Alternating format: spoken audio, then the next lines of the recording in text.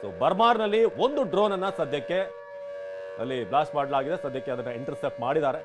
ರಾಜಸ್ಥಾನದ ಒಟ್ಟು 10 ಡ್ರೋನ್ಗಳನ್ನ, ಪಾಕಿಸ್ತಾನದ ಡ್ರೋನ್ಗಳನ್ನ ಧ್ವಂಸ ಮಾಡಲಾಗ್ತದೆ. ಪ್ರತಿಮಾ ಆಗ್ಲೇ ಹೇಳ್ತಾ ಇದ್ರಿ ಡ್ರೋನ್ ವಾರ್ನ ಜಮಾನ ಇದು ಅಂತ. ಯಾಕಂದ್ರೆ ಇದು ಡ್ಯಾಮೇಜ್ ಕಂಟ್ರೋಲ್ಗೆ, ಯಾಕಂದ್ರೆ ಹೆಚ್ಚಿನ ಕ್ಯಾಶುಯಾಲಿಟಿ ಆಗಬಾರ್ದು. ನೇರಾನೇರವಾದಂಥ ಅಟ್ಯಾಕ್ ಮಾಡಿದ್ರೆ ಅದರಲ್ಲಿ ಅಪಾಯ ಹೆಚ್ಚಿರುತ್ತೆ. ಹಾಗಾಗಿ ಈಗ ರಾಷ್ಟ್ರಗಳು ಇಂಥ ಒಂದು ವಾರ್ಫೇರ್ಗೆ ಮುಂದಾಗಿ ನಾವೀಗ ನಿಮಗೆ ಅಪ್ಡೇಟ್ ಅನ್ನ ನೀಡ್ತಾ ಇದ್ವಿ. ಲೇಟೆಸ್ಟ್ ಅಪ್ಡೇಟ್ ಈಗ ಸಿಕ್ಕಿರುವಂಥದ್ದು ಏನು ಅಂತಂದ್ರೆ ಪಾಕ್ನ ಡ್ರೋನ್ಗಳಲ್ಲಿ ಕೆಲವು ಬ್ಲಾಸ್ಟ್ಗಳನ್ನು ಕೂಡ ಮಾಡಿವೆ. ನಾವು ಒಂದು 99% ಅಥವಾ 90% ನಾವು ಇಂಟರ್ಸೆಪ್ಟ್ ಮಾಡಿದರೆ ಒಂದಷ್ಟು ಕಡೆ ಬ್ಲಾಸ್ಟ್ಗಳು ಕೂಡ ಆಗಿರುವಂಥ ಅಪ್ಡೇಟ್ ಲಭ್ಯವಾಗ್ತಾ ಇದೆ. ಇದು ನಮಗೆ ರೆಡ್ ಅಲರ್ಟ್ ಇದೆ. ಅವರ ಒಂದು 10% ಸಕ್ಸಸ್ ಕೂಡ ನಮಗೆ ಮುಂದೆ ಆಗಬಹುದಾದಂಥ ಅನಾಹುತಗಳನ್ನು ತಪ್ಪಿಸೋದಕ್ಕೆ ಒಂದು ಪಾಠ.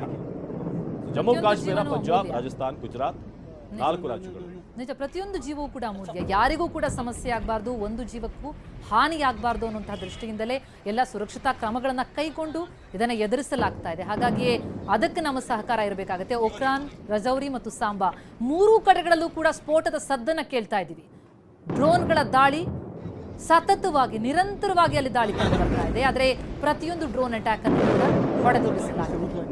20 ನಗರವನ್ನು ಟಾರ್ಗೆಟ್ ಮಾಡಿಕೊಂಡು ಗಡಿ ಭಾಗಗಳಲ್ಲಿ ಈ ರೀತಿ ದಾಳಿಯನ್ನು ನಡೆಸಲಾಗ್ತಾ ಇದೆ.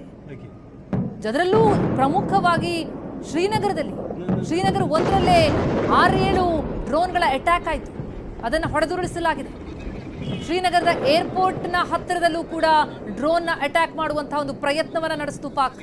ಆದರೆ ಅದನ್ನು ವಿಫಲಗೊಳಿಸಿದೆ ನಮ್ಮ ಸೇನೆ. ಈ ರೀತಿ 20ಕ್ಕೂ ಹೆಚ್ಚು ನಗರಗಳನ್ನು ಗುರಿಯಾಗಿಸಿಕೊಂಡು ಪಾಕಿಸ್ತಾನ ಮೇಲಿಂದ ಮೇಲೆ ಡ್ರೋನ್ ಅಟ್ಯಾಕ್ ಮಾಡ್ತಾ ಇದೆ. ಜಮ್ಮು ಕಾಶ್ಮೀರ, ಪಂಜಾಬ್, ರಾಜಸ್ಥಾನ ಜೊತೆಗೆ ಗುಜರಾತ್, ಈ 4 ರಾಜ್ಯಗಳ 20 ನಗರ ಅದನ್ನು ಗುರಿಯಾಗಿಸ್ಕೊಂಡಿದೆ. ಸುಮಾರು 3300 ಕಿಲೋಮೀಟರ್ಗೂ ಅಧಿಕ ಬಾರ್ಡರ್ನ ನಾವು ಹಂಚ್ಕೊಳ್ತೀವಿ. ಆ ಬಾರ್ಡರ್ನ ಏರಿಯಾ ಇದೆಯಲ್ಲ, ಅಂದರೆ ಭಾಳ ದೂರ ಇಲ್ಲ ಪಾಕಿಸ್ತಾನ. ಕೆಲವು ಕಡೆಗಳಲ್ಲಿ 30-35 ಕಿಲೋಮೀಟರ್ಗಳಿಗೆಲ್ಲ ಸಿಕ್ಕಿಬಿಡುತ್ತೆ.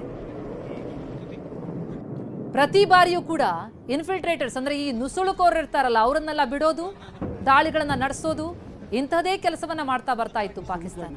ಆದರೆ ಈಗ ಡ್ರೋನ್ ಅಟ್ಯಾಕ್ ಮಾಡ್ತಾ ಇದೆ. ಜೊತೆಗೆ ಯುದ್ಧ ಮಾಡೋದೇ ಅನಿವಾರ್ಯ ಅಂತ ಅನಿಸುತ್ತೆ ಅಂತ ಪಾಕ್ನ ರಕ್ಷಣಾ ಸಚಿವರು ಬೇರೆ ಹೇಳಿಕೆಗಳನ್ನು ಕೊಡ್ತಾ ಇದ್ದಾರೆ. ಅಂದರೆ ಇನ್ನಷ್ಟು ಎಸ್ಕಲೇಷನ್ ಜಾಸ್ತಿ ಮಾಡುವಂತಹ ಸುಳಿವನ್ನ ಪಾಕಿಸ್ತಾನ ಕೊಡ್ತಾ ಇದೆ.